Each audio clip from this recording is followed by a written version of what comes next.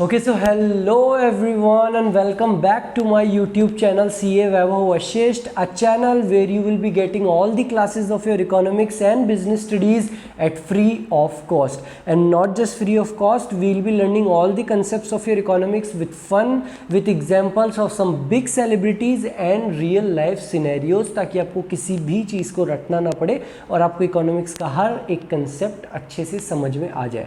So students, हम क्या देख रहे थे बेटा, हमने हमारी क्लास स्टार्ट की थी कंपोनेंट्स ऑफ गवर्नमेंट बजट की, और उसमें हमने देखा था कि गवर्नमेंट बजट किस किस चीज़ों से मिलके बनता है. तो बेटा हमने देखा था हम ब्रॉडली क्लासीफाई कर सकते हैं उसको दो चीज़ में, एक आपकी बजट रिसीट्स और आपका बजट एक्सपेंडिचर. बजट रिसीट्स क्या है बेटा, जो भी पैसा आपको मिलने वाला है, और बजट एक्सपेंडिचर है जो भी पैसा हम खर्च करने वाले हैं. हम का मतलब गवर्नमेंट. और मैंने बेटा आपको उसमें बताया था कि पहले हम बजट रिसीट्स को कवर कर लेते हैं, उसके बाद में हम बजट एक्सपेंडिचर देख लेंगे, तो हमारा total components of government budget की क्लास हो जाएगी OVER. और हमने कल देखा था बेटा बजट रिसीट्स की definition. And what was the definition of budget receipts? बेटा budget receipts are those money receipts that the government is going to get from all the sources during a fiscal year. बेटा एक fiscal year में, एक साल में government को जितना भी पैसा मिलने वाला है सारे सोर्सेज से, वो कहलाएगा हमारा बजट रिसीट्स. और आपकी बजट रिसीट्स भी दो तरीके की होती है, एक रेवेन्यू रिसीट्स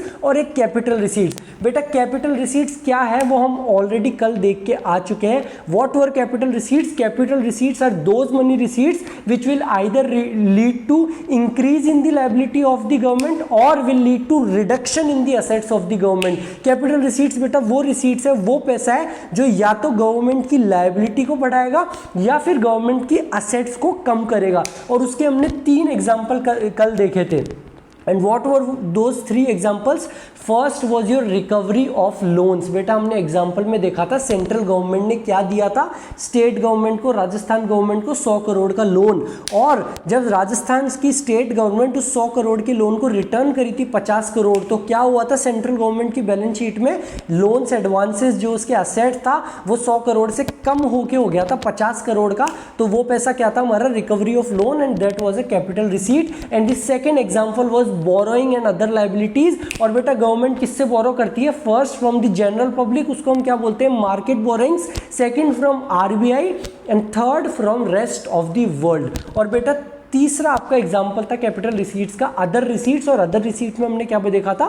डिसइन्वेस्टमेंट. पैसे को जब हम शेयर्स को खरीदते हैं तो वो होता है इन्वेस्टमेंट, और जब गवर्नमेंट अपनी पब्लिक सेक्टर एंटरप्राइजेस का कुछ शेयर बेच देती है तो वो होता है आपका डिसइन्वेस्टमेंट. तो बेटा हम कैपिटल रिसीट्स ऑलरेडी कवर करके आ चुके हैं, और आज हम क्या देखने वाले हैं हमारी क्लास में? Revenue receipts. और बेटा रेवेन्यू रिसीट्स की डेफिनेशन हमने कल भी देखी थी, तो जस्ट अपोजिट है हमारी कैपिटल रिसीट्स से. And what are revenue receipts? Revenue receipts are those money receipts of the government which do not create any liability for the government or do not cause any reduction in the assets of the government. Revenue receipts बेटा वो money receipts है, वो पैसा है जो ना तो government की कोई liability को क्रिएट करेगा और ना ही गवर्नमेंट के कोई asset में रिडक्शन करेगा. ठीक है सर, हमको समझ में आ गया. ये जस्ट अपोजिट है कैपिटल रिसीट की डेफिनेशन से, तो ये याद करना भी बहुत इजी है. सर अब जो आपके रेवेन्यू रिसीट्स है ये भी क्या आगे क्लासीफाई हो सकता है? हाँ बेटा, रेवेन्यू रिसीट्स भी आपकी दो तरीके की है. And what are those 2 classification?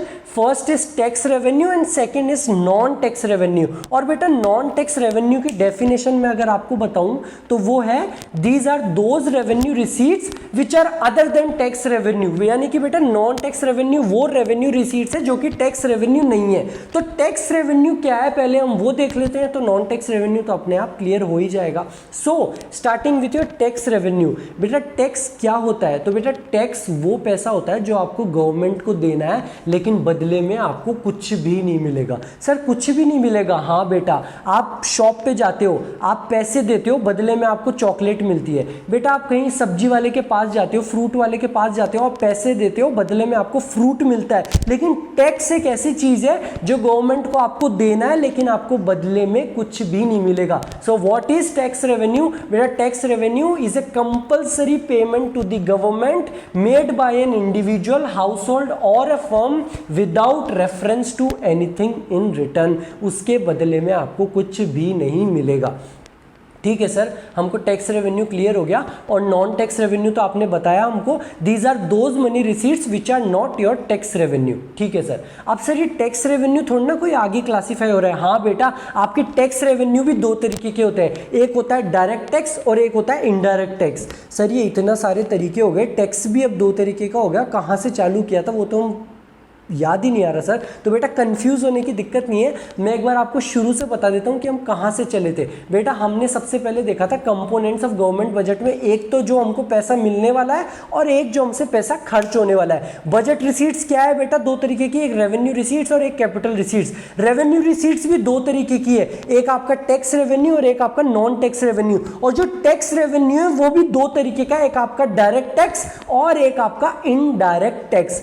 ठीक है सर, इसके रेवेन्यू रिसीट्स दो तरीके की हो गई, tax revenue, non tax revenue, और टैक्स रेवेन्यू हो गया डायरेक्ट टैक्स और इनडायरेक्ट टैक्स। सर अब ये डायरेक्ट टैक्स और इनडायरेक्ट टैक्स क्या होता है, तो बेटा डायरेक्ट टैक्स और इनडायरेक्ट, एक सेकेंड, सो बेटा डायरेक्ट टैक्स और इनडायरेक्ट टैक्स क्या होता है ये मैं आपको ऑलरेडी बता चुका हूं। और मैं ऑलरेडी आपको कहां बता चुका हूं बेटा, मैंने आपको नेशनल इनकम की हमारी नेट इनडायरेक्ट टैक्स वाली क्लास में भी समझाया था।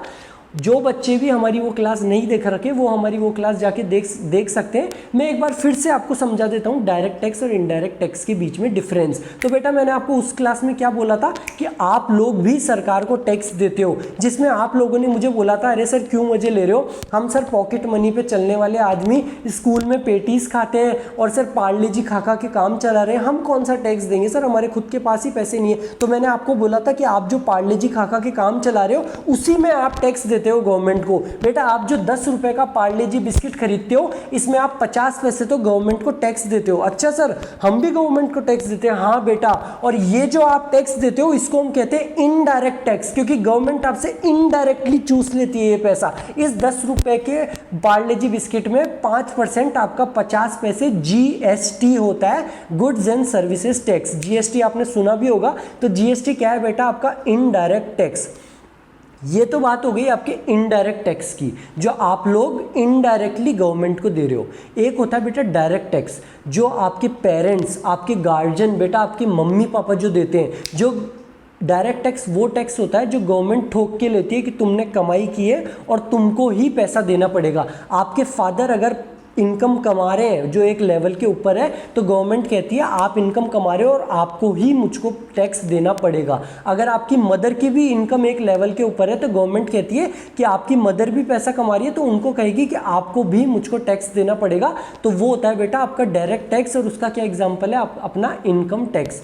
सो your tax can also be classified into two ways. First is your direct tax and second is your indirect tax. Direct tax क्या है बेटा, final burden of which is borne by the person on whom it is imposed। इसका final burden उसी इंसान पे आएगा जिस पे वो इम्पोज हुआ है। आपके फादर इनकम कर रहे हैं तो उन्हीं को वो टैक्स पे करना पड़ेगा। इसका एग्जांपल क्या है, आपका इनकम टैक्स।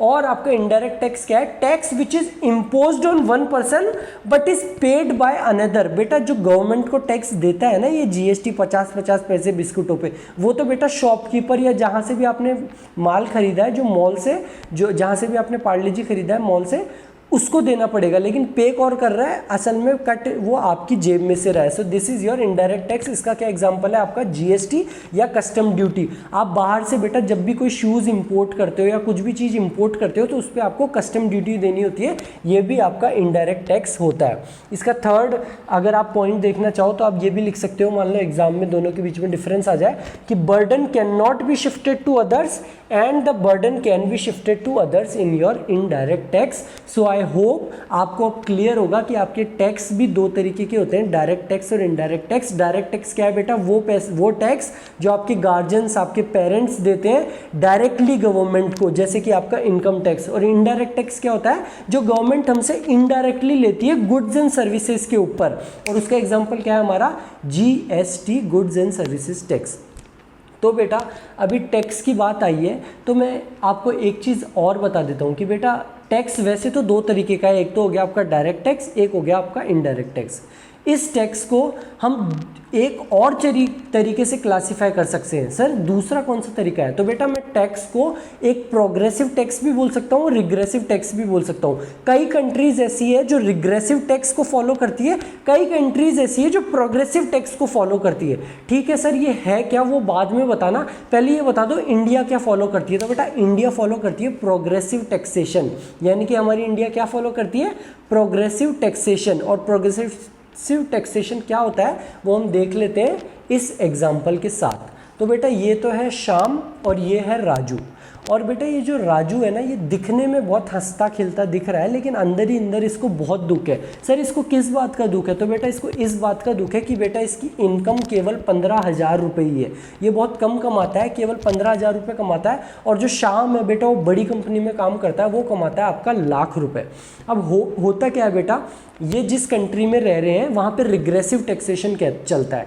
और रिग्रेसिव टैक्सेशन में गवर्नमेंट कहती है कि हर इंसान को, चाहे वो अंबानी हो, चाहे वो कोई भिखारी हो, चाहे वो श्याम हो, चाहे वो राजू हो, हर इंसान को 30% टैक्स देना है उसकी इनकम पे। तो श्याम को भी अपनी इनकम 1 लाख पे 30% टैक्स देना है, यानी कि 30,000, और राजू को भी अपनी इनकम 15,000 पे 30% टैक्स देना है, यानी कि 4,500। अब होता क्या है बेटा, हर किसी को 30% टैक्स देना है। तो श्याम 30,000 रुपये दे के भी श्याम के पास में 70,000 रुपये बचे हैं, उसके पास में काफ़ी रुपए बचे हुए हैं अपनी बेसिक नेसेसिटीज़ को पूरी करने के लिए और अपनी लग्जरी को पूरी करने के लिए।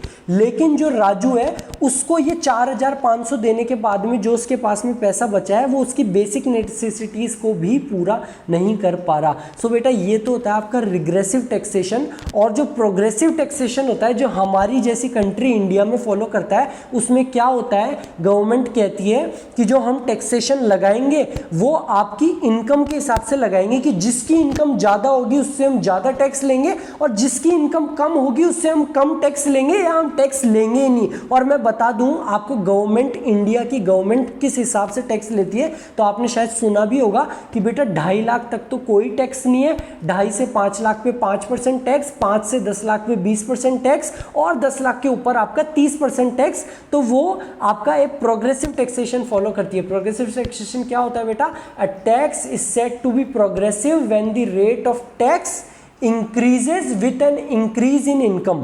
जैसे जैसे आपकी इनकम बढ़ेगी उस हिसाब से ही आपकी जो टैक्स की रेट है वो हम बढ़ाएंगे। जैसे अगर आपकी इनकम 2.5 लाख तक है तो आपको कोई टैक्स देने की ज़रूरत नहीं है बेटा। अगर राजू इंडिया में होता तो ये केवल बाहर से ही खुश नहीं होता, ये अंदर से भी बहुत खुश होता, क्योंकि इसको इंडिया में टैक्स देने की ज़रूरत नहीं पड़ती अगर इसकी इनकम 2.5 लाख तक ही होती। और अगर आपकी इनकम 2.5 से 5 लाख है तो आपको केवल 5% टैक्स देना है। 5 से 10 लाख है तो उसके ऊपर आपको 20% टैक्स देना है। लेकिन बेटा क्योंकि राजू है दूसरी कंट्री में जहां पे फॉलो होता है रिग्रेसिव टैक्सेशन, तो वहां पे बेटा सीधा सीधा सबको 30% टैक्स देना है। तो राजू चाहे कम कमा रहा हो लेकिन फिर भी उसको 4,500 का टैक्स देना पड़ेगा। तो बेटा हम हमारे टैक्स को दो और तरीके से क्लासिफाई कर सकते हैं। एक होता है आपका प्रोग्रेसिव टैक्स जो कि इंडिया में फॉलो होता है। और प्रोग्रेसिव टैक्स क्या होता है बेटा, ये वो टैक्स होता है जहां पे रेट ऑफ टैक्स बढ़ती है, लेकिन किस हिसाब से बढ़ती है, आपके इंक्रीज इन इनकम के हिसाब से। जैसे जैसे इनकम बढ़ेगी वैसे वैसे ही टैक्स की रेट बढ़ेगी।